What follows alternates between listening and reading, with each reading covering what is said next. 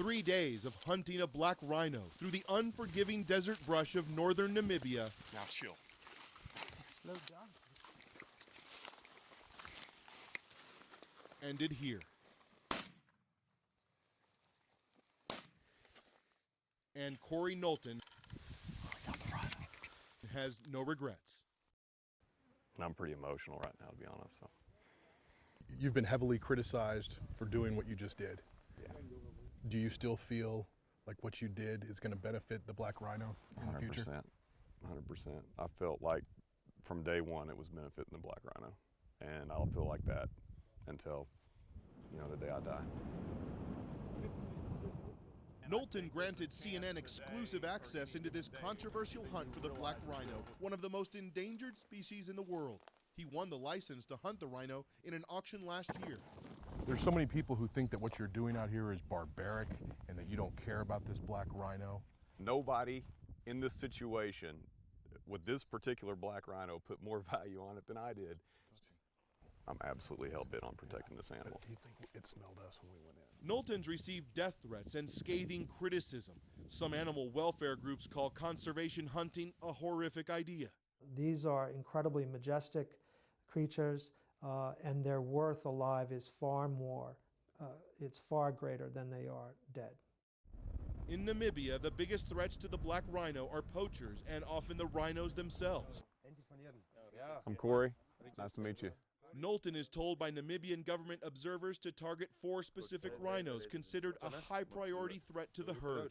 That's the story of this rhino spotted by cameras at a watering hole just before sunrise. Last year, it killed another rhino in a gruesome fight. The hunt begins. The African brush is dense. Knowlton will have a split second to decide whether to pull the trigger. It would be a catastrophic mistake for Corey if he were to shoot the wrong rhino, one that is not on the list of eligible rhinos to be taken out of the herd. Local trackers pick up the rhino's footsteps and walk deeper into the brush.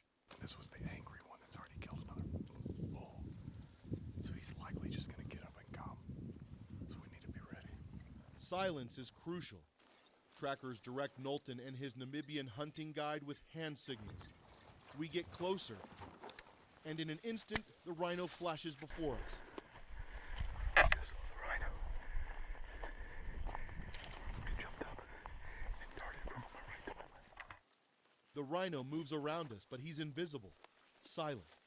A nearly 3,000-pound beast that can move like a ghost in the brush until it decides to charge. We don't see him until he's 30 feet away, charging right at us, and I have to dive below Knowlton's high-powered rifle. A short while later, the rhino is dead.